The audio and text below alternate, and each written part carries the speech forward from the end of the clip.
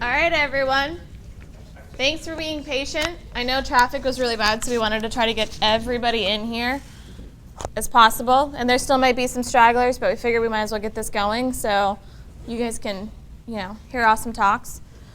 So first of all, this is all thanks to Code School, by the way. We've been working for a couple months now, kind of tagging back and forth to actually get this going. So pretty excited about it. Got a lot of fun talks tonight. Another little tidbit as well, Orlando JS is starting back up again, which is September 30th. Woo! So we were really excited about that one. Obviously, I love all meetups, so obviously I'm going to talk about it. And another little fun intro too. In 2 weeks, for anybody who likes Ruby, is my Ruby 1 year. There's going to be cake, 2 rounds of beer, and some other fun stuff, but I need you guys to RSVP. No joke. I have to put the cake order in. So that's for anybody who's interested in Ruby as well. That's our 1 year anniversary. My 1 year to the company was last week, and I had 3 weeks to start a meetup, and that was my first meetup to do. So, and then next month is my JavaScript 1 year. I'm open for ideas. Cake. What am I going to do, like a goat cake or what? I mean, who knows? Goat cake would be amazing. So for those who've never been at my meetup before, that one right there, the gray shirt, sunglasses on his head, started this goat trend because apparently there's something with JavaScript and goats. Yes, you, David. Oh, well, that might be interesting. So I'm open to ideas. So if anybody wants to message me them, Slack me them, anything, I'm open to ideas for the 1 year. You can also post comments. When's the date? It is, I'm also contemplating on a costume contest. Not going to lie, because it's in October. It is the 13th of October. That is my 1 year JavaScript meetup. Woohoo! So, open to ideas for that sucker. Let's make it big. I've had Sergio's talk. I had 75 people show up, and that was my biggest attendance so far. So, that was your first JavaScript talk. All right, so without further ado, let's get the talks going. And James, it is your turn, my dear. Hook this up. Oh, that's my mic? Yep. Awesome. You can leave that on the desk if you're not going to move too much. But.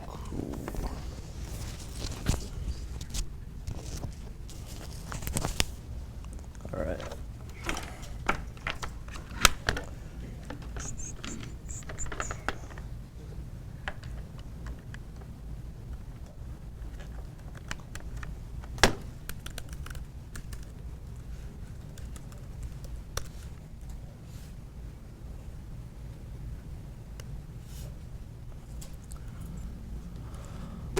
Hi, my name is James, and I'm a developer at Code School. And if you aren't familiar with Code School, we're an e-learning website for learning how to write code. We offer lessons in Ruby, JavaScript, HTML, CSS, and Objective-C. Be sure to check it out when you have the chance. Oh. What is going on?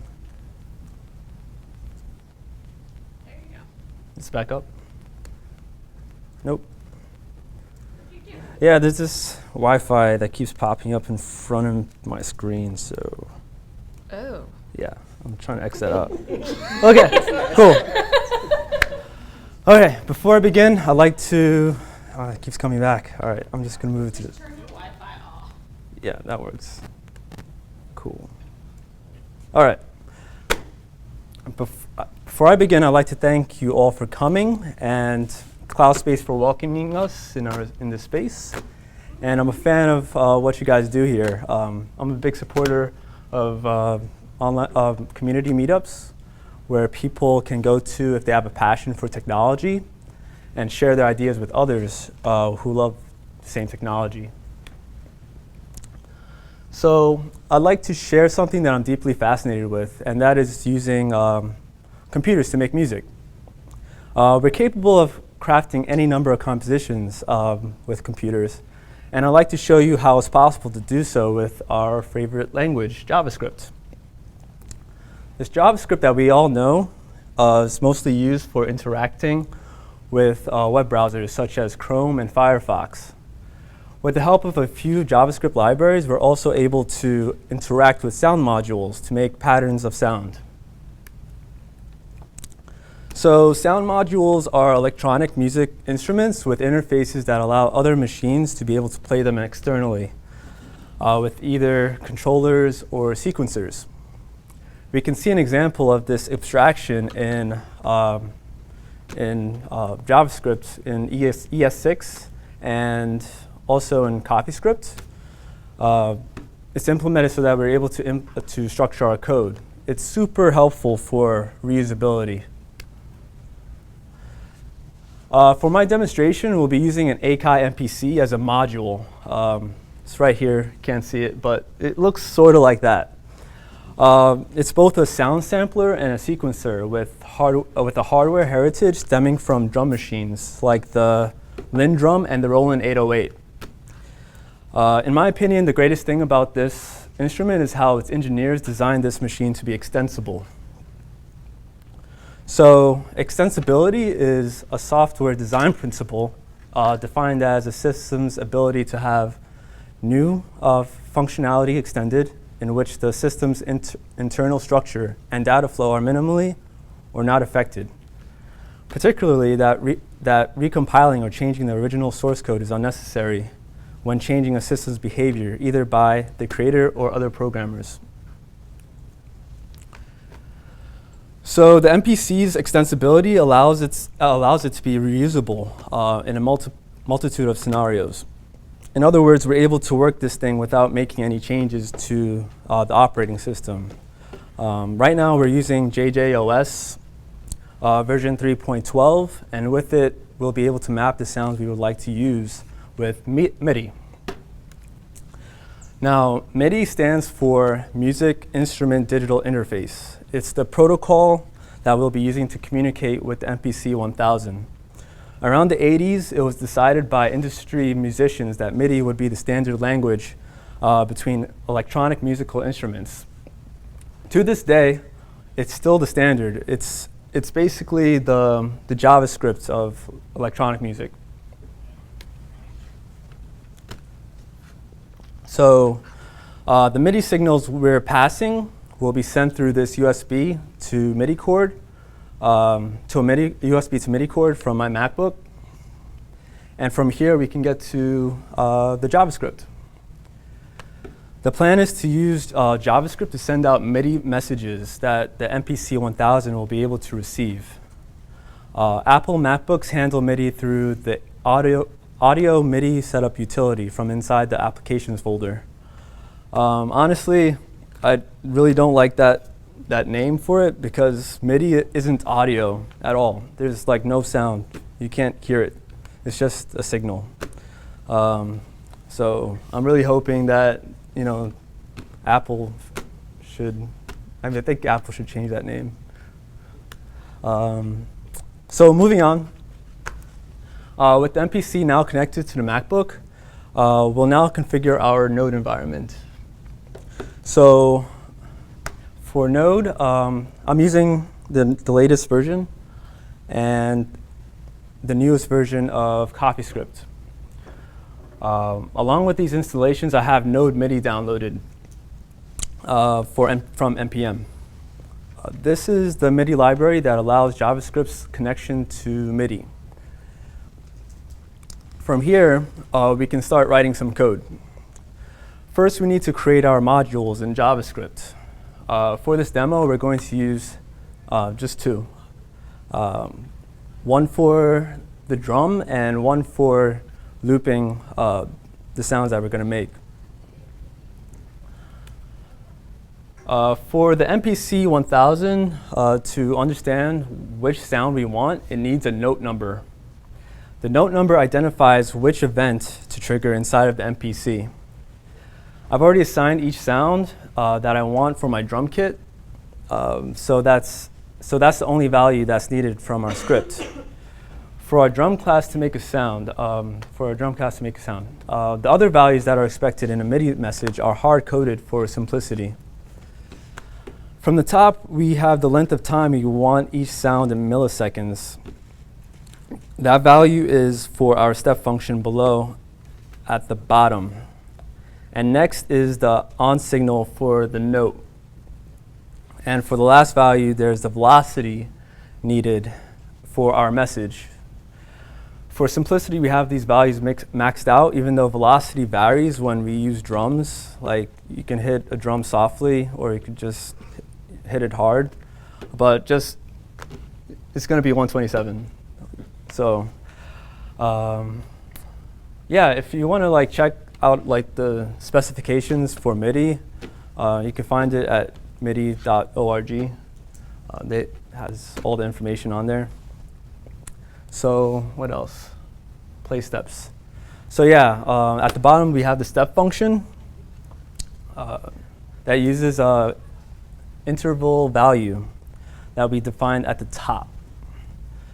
The step function basically plays through an array of ones and zeros. 1 meaning hit the drum, and 0 meaning rest.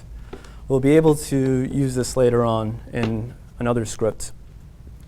So our second module is the loop player.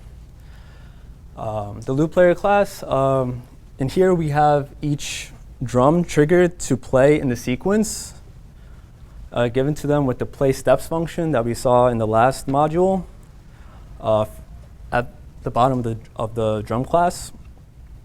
This sequence is played regularly at a rate based on the amount of notes that are divided into one beat. So we're going to get to that in the next script. All right, so with both of these modules working, we can finally, you can stop me if you have any questions about any of the code that we're looking at. I'm just walking through it step by step. So with both of these modules working, we can finally load these to the script that writes the sequence for our drum pattern. All right, so next we have the part of the script which connects to the USB to MIDI, to the MIDI cord connecting to the Akai MPC 1000. The Node MIDI package we installed earlier does the heavy lifting here. This connection is done by defining our MIDI output.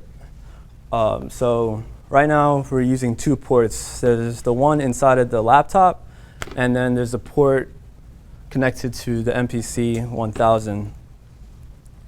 If you're a video gamer, it's sort of like plugging your controller into a gaming console. Once your controller is plugged in, you're ready to play. So before playing the drum pattern, the speed at which it's supposed to be played needs to be set. So I'm setting both the drum interval and the loop player to 35. Also, we need to assign each drum sequence to an MPC button. Pressing any one of these pads on the 4x4 grid triggers a note number event that causes a particular recorded sound to play. So on MPC, we just need to make sure we have the correct sounds available and give our script the corresponding note number. So right now I have 7 instruments playing through our MIDI looper. So with each drum assigned a sound, it's now possible to trigger that sound within an array. Each element within our array is a note that's played. For example, in the kick sequence, the kick drum is played once every 8 notes in a beat. This particular array has 128 notes divided into 16 beats played throughout 8 measures. So each line is basically a measure of the song that we're going to play. You can have any number of notes within your array, but grouping notes into a matrix like this is it's easier for me to understand when the note is going to be played. The drum pattern that I wrote for this demo is a sequence that originated from a man named Clyde Stubblefield. He's sort of like the open source contributor of music world. And when I was putting this essay together, I even found that he recently gave a Ruby conference talk in Madison. So you can check it out on Confreaks. It's pretty cool to have a legend like him come out and play for us programmers. So yeah, now that we have our sequence in place, we can now start up the loop player. Hold on. Let me turn on these speakers. All right, and I have my MIDI controllers connected. MPC is on. Okay. Actually, I have to go into terminal right now. Hold on. And new window.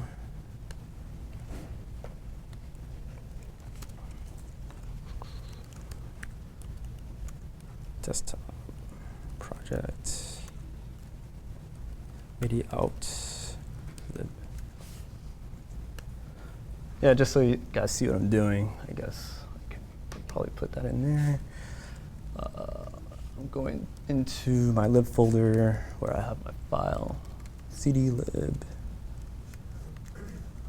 All right, so where are my files? All right, so Funky Drummer. I'm going to play that right now. Copy, Funky Drummer. And let me turn up the volume.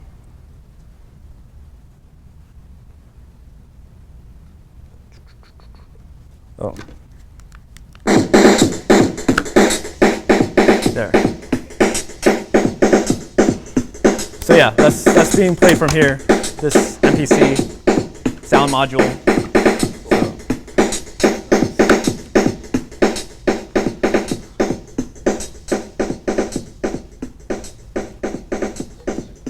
All right.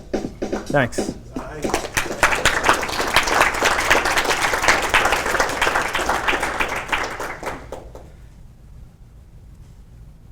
Okay. Question. Why do you need the actual hardware? Like, why can't, like, if you're not pressing it while it's playing, like, why can't there be a library that has the sounds and then just plays those sounds? All right, so I could very easily just play these sounds out of a laptop. You're right. But with the laptop, you only have like consumer grade sound card available. So you have like a bottleneck in the quality of the sound, where with the MPC, you have professional grade material, where you have like a wider range of frequencies. So it's depending on what you're trying to achieve with your hardware. Makes a wider range of sounds you can make the device and higher quality. Right. So yeah, it's modular. So I don't have to use this machine. I could just use, this is just laying around in my house. So I can use something else. Yeah, hi. That device, what did you call it again? MPC, Akai MPC 1000. Yeah. So it was, Do those different frequencies apply to other instruments as well, or is it primarily for drums?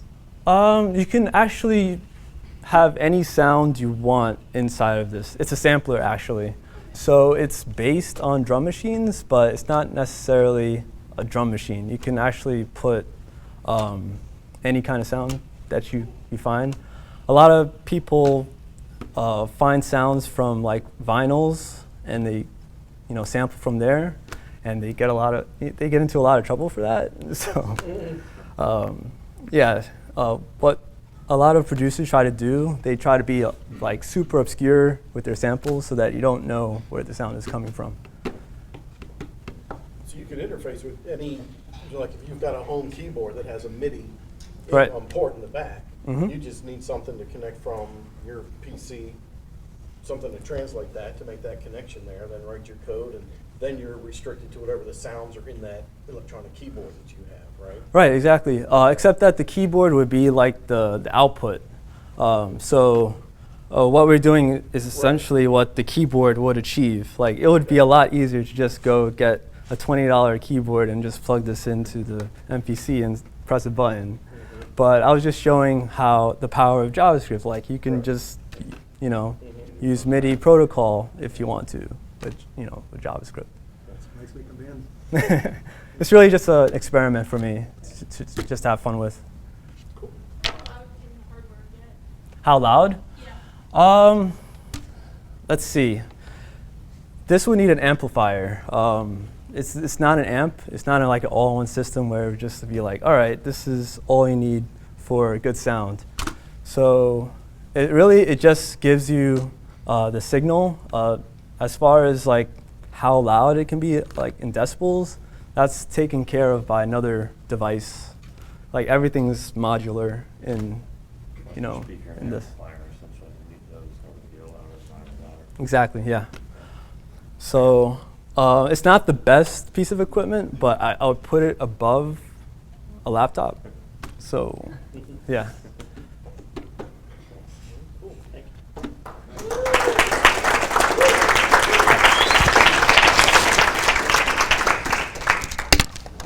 All right. So our next speaker is Bruno. He's going to do some fun talks. So also too, you guys are more than welcome to go back for seconds, by the way. There is plenty of food. Tijuana Flats always gives us way too much food. So you're welcome to get seconds if you want it. Also too, we have some free 1-month Code School swag right over there. And the t-shirts will be announced in a second. So, but there's free 1-month stuff. Okay, so where's my table? One free month of Code School. Yeah. So they're right over there. So make sure you grab yourself one.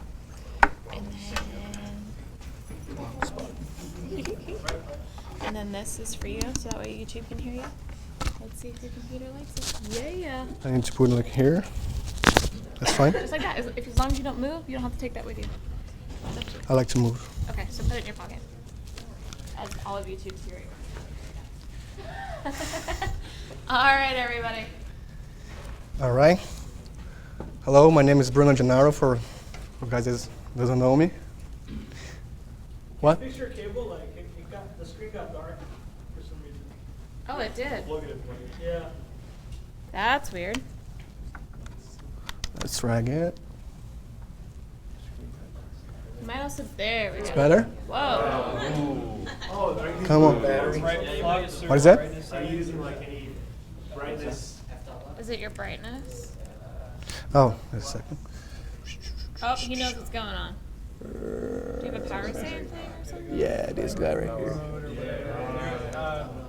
Ah! Woohoo! We always have something. It never always goes smooth. It's a save power, actually. It's to save my eyes. Hey, I get it. Okay, my name is Bruno Gennaro. I work at Concepta. I'm front-end developer. We are a company over the Metro West area. I do also app development using JavaScript, Titanium. And I would talk about, I had like a couple times this year that I was trying to make a request to a third-party like URL, and we had some issues with the cross-domain policy. So I will talk a little bit about it.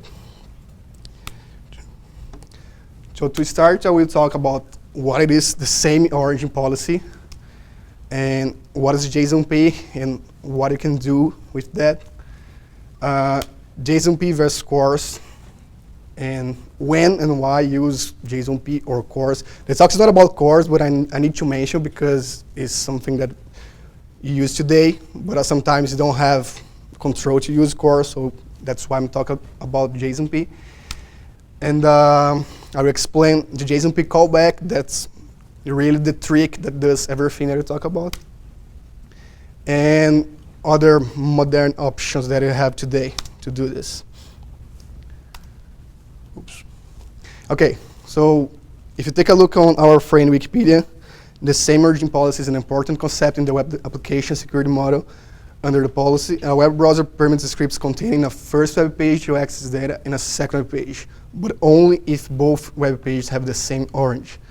This is purely for security reasons. Web browsers prevent what we call cross-origin or cross-site requests from one domain to another. So if you are in our local host and trying to make a request to an online URL, you probably, if you don't have the CORS enabled, you probably can have a problem like this.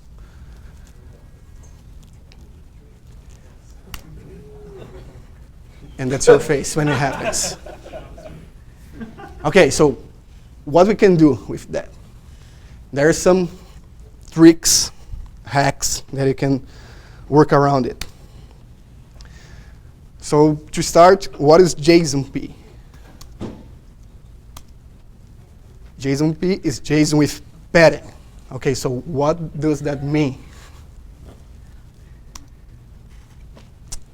JSONP is a way to fetch JSON data from a different domain. It takes advantage of the fact that browsers do not enforce the same origin policy on script tags. So the pattern here is pretty much, I have an example. So the first one is a JSON, like a normal JSON object, and the second one is JSONP. As you can see, we have a function like wrapping the JSON object, and that's the trick. What JSONP does is create or add or update like a script tag, because with a script tag, you can access a third-party content and call this function to parse the JSON object later. It's a kind of weird, but most of the times works. So what it does is take a per JSON object, make the function call, then eval. Remember, eval is evil on JavaScript, and take it back into the browser. So this can be bad for a website, because if you just eval some like bad code, you can make a mess on your website. But the trick works. Actually, I found out this because I was doing a Craigslist integration. I'm looking to buy a motorcycle, and every time I need to go there and say, type the motorcycle name, the brand, and the Craigslist only allows you to search by seat, one seat per time. And now, okay, but I want to see this motorcycle on Jacksonville, on Ocala, Daytona Beach, and I had to create something like this. It failed at that time because the Craigslist doesn't have an API. What they have is RSS, which is pretty much XML. So I had to create a PHP script to parse the HTML and send the JSON data parser from the HTML, from the XML, to my JavaScript, and it worked fine. So as I said before, the same origin policy does not apply to resource loading. In other words, the script tags. When you do a script tag in your HTML, you can put like whatever URL you want there. And that's the trick that I will show you guys how to do this on jQuery, because jQuery is, they have like their own function to do that already. Because if you need to write this for your own, you need to write like a bigger piece of code to create a fake script and try to make the function call this script return. Yes, it's a hack. It's not a good practice, but it works. Sometimes you don't have, as I said, you don't have the power to control the server side, and you need to do that, like I did on the Craigslist thing. Okay, I will not explain too much about CORS, because it's not the main topic here. But I believe if you guys know what it is, you are thinking, hey, okay, but I can use CORS. So as I said, we have advantage on using GCP, and we have more actual advantage using CORS. But the CORS is only valid when you have control over the server side. So you can allow another origin to make this request. For browsers purpose, definitely JSONP is ahead, because it supports even on like 7, 8, which is a big thing today. One thing that JSONP, you only can put get, you cannot put post or put or delete or anything like another method like that, because you are only consuming, you are only getting data. You cannot modify or do other stuff. With jQuery, it's very easy to do it because, as I said, they have already taken care of it. And the other side, CORS, that means cross-origin resource sharing, allow you to, you have problem with E8, E9, so if you need to target those browsers, you definitely need to check out JSONP. But CORS, you can do all, I think all the full rest, like put, edit, post, get, everything. So it's more flexible. You can do more actions over there. But again, you need to have control over your server side. And definitely CORS is more secure. It's not a hack. It's a real thing. So if you have a chance to use CORS, definitely use CORS. But if you don't have access to the server side, go to JSONP. When to use JSONP and why? When you don't have control or you have a partial control over the server side, you definitely can count on JSONP. I'll explain later why partial. Most API out there, they have already JSONP support with pretty much a callback function that you can handle this later. The hardest part sometimes is to find out the callback function name. Sometimes you can rename it, but not always. So I will show a few examples later. And when you use CORS, as I said before, is full control on the server side. And it's better when you know the domains that you want to work with. So okay, I want to work with my local host or a subdomain for my main domain. You can allow everything on CORS, but depending on what you're doing, it's not a good practice. And there's this little fight between both. I mean, CORS is definitely better. Don't take me wrong, but I'm trying to show when you need to use the JSONP. Okay, so the JSONP callback, that's the father of everything that does the trick. This callback arrangement between you and the server is really the whole trick to JSONP. The padding that we say on JSONP is exactly this, the function that wrap the JSON object. So that's why it's called padding.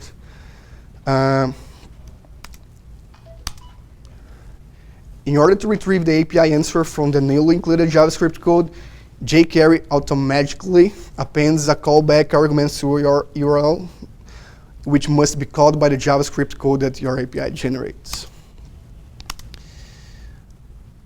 And another nice thing that with jQuery is that if you define a callback at the end of the URL, at the endpoint, jQuery already knows it's a JSONP request. So we don't need to put the type jQuery and some type JSONP.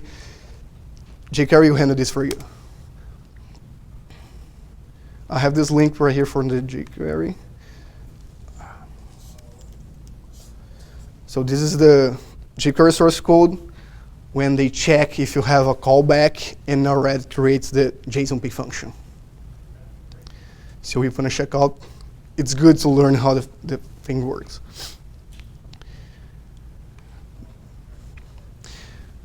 I have an example here that I created with a PHP file. So it's pretty much an AJAX call with jQuery. So in this particular example, I'm defining the data type as JSON. And this probably is not going to work. I think I printed the wrong one, but I will display the right one later. And as you can see, on the fourth line, we have the JSONP callback. That's the name of the callback that will handle the return. As I said, we have other options, like CORS, the authentication, and the OpenID. That's much safer than this one. I will not go through any of them, but just to let you guys know. Oops. And let's show you a few examples right now.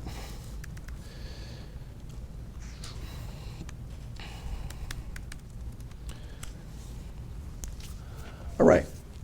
So this is our HTML file. Let me open right here.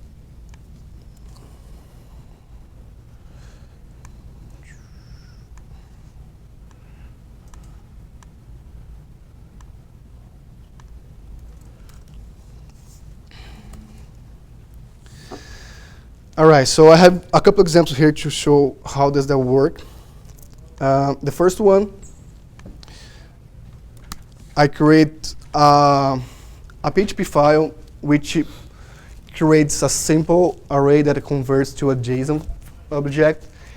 And that's the trick. I add a callback here and encapsulate the whole object. As I said before, in this case, I have the control of the server side. So if I can enable the course, just add this header right here that's saying, hey, everybody that wants access this URL, go ahead. But to show you, I will not allow the course. I have the course disabled. I have a simple array with my first name, last name, and my age. And if I try to access this through my request, there you go. We have the problem that I said before.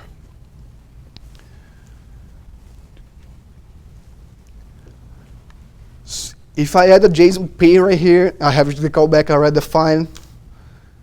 I hope it will work. There we go. I have an object return. And my first name is wrong. Let's fix this.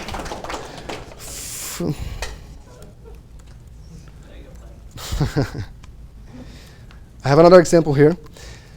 I know you guys like goats, so I tried to find something here. Because in this case, I create my own URL, but I can try to make like a request to the Flickr API. And I tag goat here. It's already a JSON pane, as you can see. On this case, as I said, you need to know what is the function callback. And let's see what happened. There we go.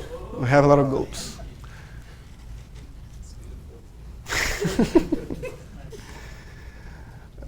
No, don't show that.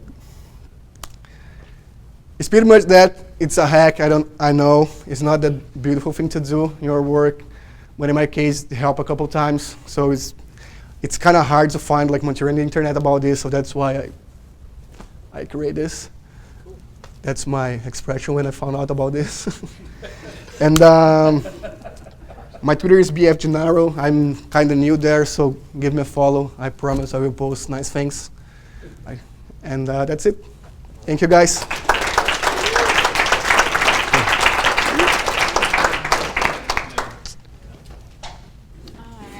Your mic, my dear. Oh yeah, that's true. All right, so really quickly, while Joel is setting up, where did you go? You're more than welcome to stand up and give your spiel real quick.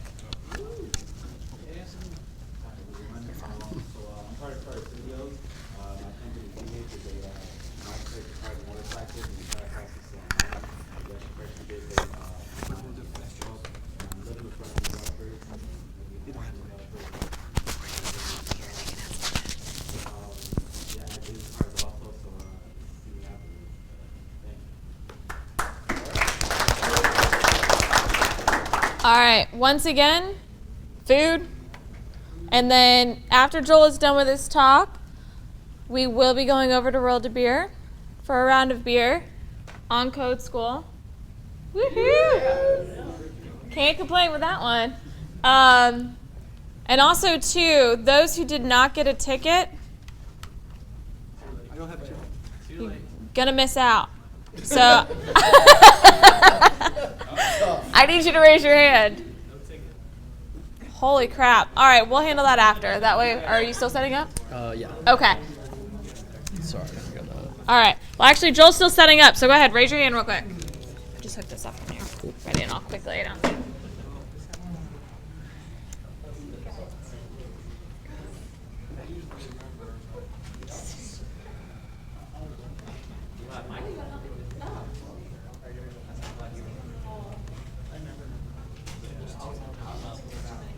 All right, raise your hands up high, guys.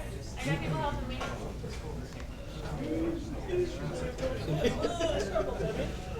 They're not ignoring you, Bruno, really. Hey, speaker. That's right. Hey, Senator.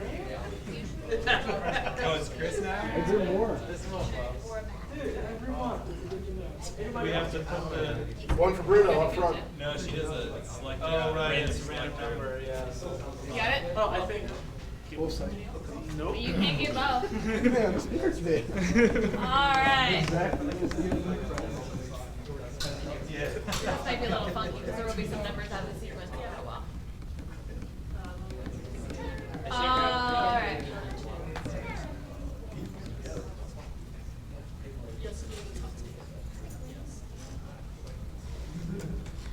All right, so for those who are still making food and everything, you're more than welcome to continue making food. That way we can get Joel's amazing talk up and going. So everybody, this is Joel. Hi, Joel. I'm Joel, and I want to show you guys a site that we worked on called JavaScript.com.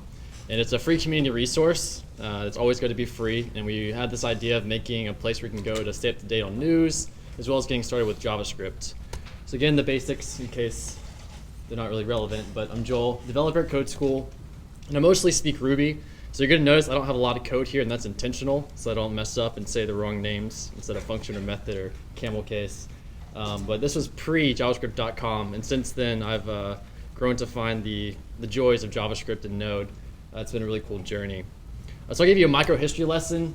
In the beginning, there was JavaScript.com, owned by some fellow somewhere, and we approached them and asked them if we promised to do good, they'd give us a site for a sweet deal. And they said that as long as we did good with the site, then they would give us a good deal, but if we didn't, we'd have to program in emojis for the rest of our lives. So we ended up acquiring the domain, and we turned into a hack day.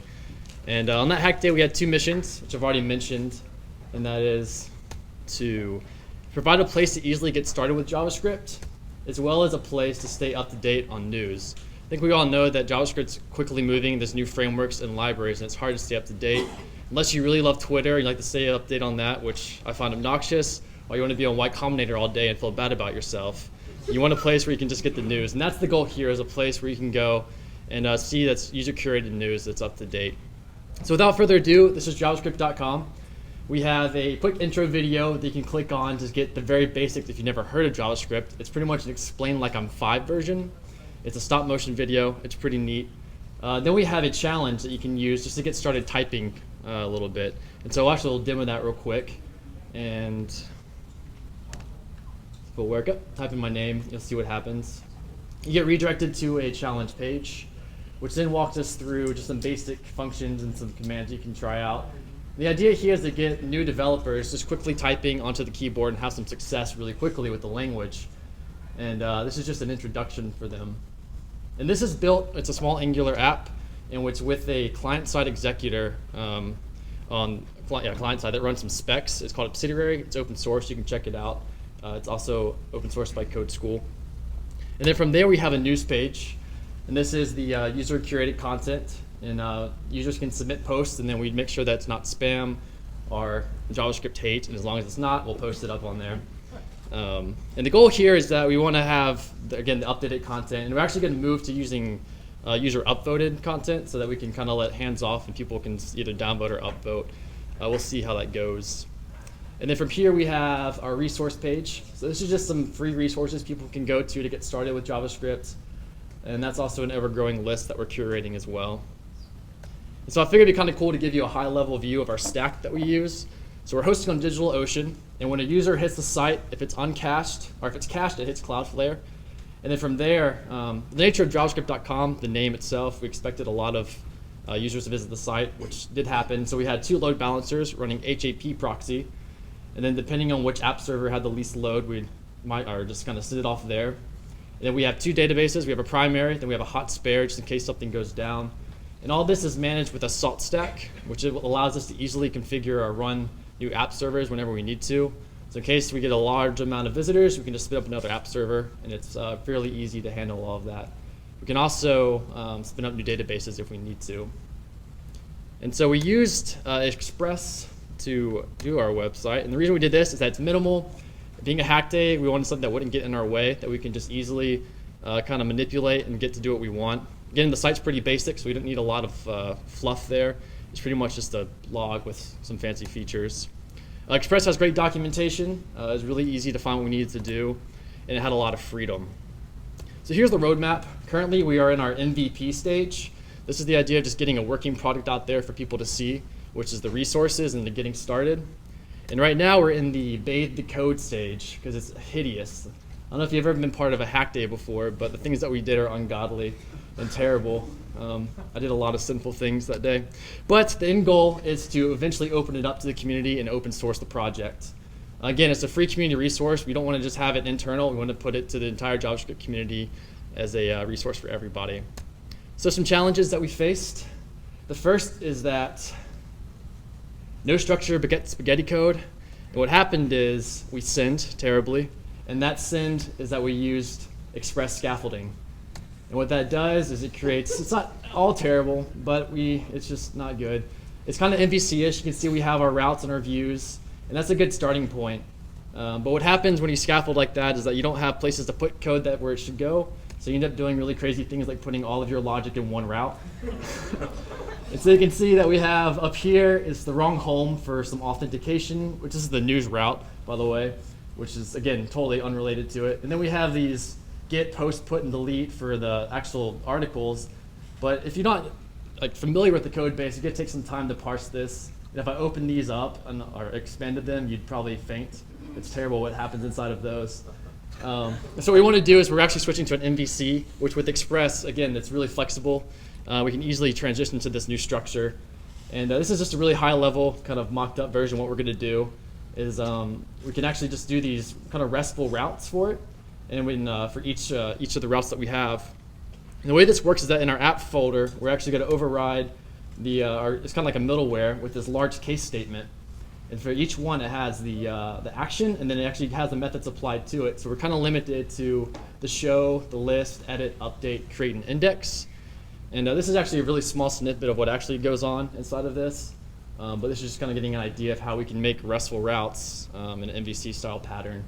If you actually really want to look into how this is done and get more of like an in-depth look, you can check it out at this Google link. Or you can search MVC example Express, and it's the first link that pops up. It's actually by Express on their GitHub account.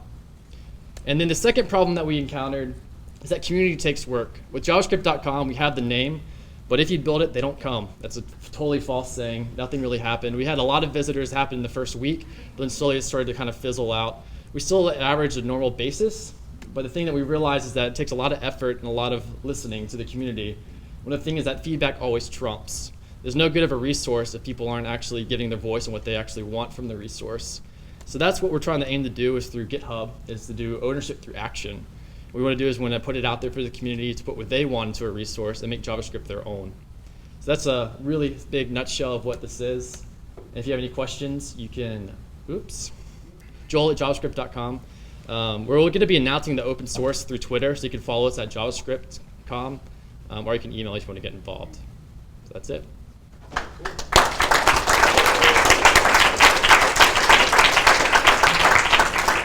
have one question. How much cost is it? I don't know. We got a good deal though. No, I saw Greg saying it's about $6,000, and you guys We got a good deal. about it. I feel like that's all I can say. We got a good deal. Yeah, we made promises. Also, too, when you guys do announce the open source, I can spread the word through my JavaScript group as well. Yeah. Which is over 500 members for you. Perfect. Yeah. Cool. Any questions for him on JavaScript.com stuff? Oh. Do you guys plan on having any other hack nights? Sure. Yeah, nothing's planned. Right now there's a team of us, it's about 6 or so. It's about 2 to 3 backend developers and designers. But if you're interested in it, I'm sure that's something we can set up. Because again, it's going to be. Better directed at Carlos, who helps run Orlando.js. Boom. Yeah. Is Hack Nights a possibility at Code School with Orlando.js? Absolutely, yeah. We can help get involved with that, too. A future meetup? Yeah, Keep an eye out for it. yeah, let's talk. Yeah. Anybody else? I'm sorry, hack night. I'm just learning. Can I show up just to, like, be confused and watch? Right? Definitely. Like, Yeah. I won't contribute anything, I promise. You'd be surprised. But I might learn something. I don't know if that's something. Yeah, the large part of open sourcing this too is that for the app to be an example for people to look at. So if you want to get started with JavaScript, this is what an app would look like. if you want to use Express or something. So it's a great way to learn too. So. Before you mentioned the JavaScript.com, you said something about open source or something. I forgot what it was you said. I'm sorry, I was trying to go back and I got ran over. Couldn't remember what it was. Open sourcing? I guess you're going to open source the project, is what you said you're going to. Yeah, definitely. Yeah. Okay. There was some, it was subsidiary? I think? Subsidiary, yeah. Subsidiary? Yeah. How do you spell that? Oh man. I think it's ABCED. Yeah, subsidiary. Subsidiary. It's like diary. Yeah, there you go. Oh, subsidiary. Yeah, SUBSIDIRARY. Subsidiary. Well, that's what I was looking, I can't find it. Yeah, it's actually ABC. Yeah, I think it's subsidiary. He's talking about- Subsidiary, so DERAR. This is terrible. I don't know how to spell it. Yeah. Oh, I thought it meant Yeah. actual word. If you look at Code School on GitHub, it's still, I think it's one of our few public repos. Okay. Oh, that was the GitHub repo. Yeah. Okay. Yeah. I thought you meant.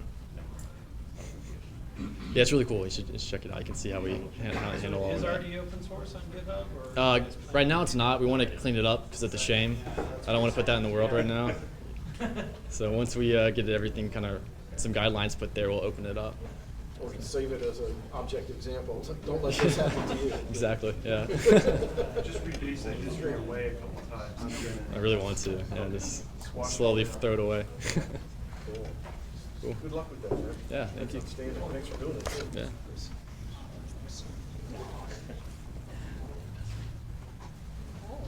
I want to make a quick public announcement. So I think most of us here already know, but some of you might not. We have Orlando Dav's Slack channel. So if you want, Raise your hand. yeah, if you're not there, raise your hand. Yeah. So all you people, if you want to, tweet any of us, we'll get you in there. My Twitter handle is #Surge, like literally write out the word hashtag S. It's complicated, don't worry. Kayla will take care of it. Comment on the meetup or whatever. But anyway, what we're trying to say is that the Slack channel is a great place to talk about hack nights and all of that. We have a channel just dedicated to meetups, so we could kind of get that conversation going there. If we need to make a channel just for that, that would be great. But yeah, we're loving the ideas. Let's get it going. You know what I mean? Let's turn it into actions. It'll be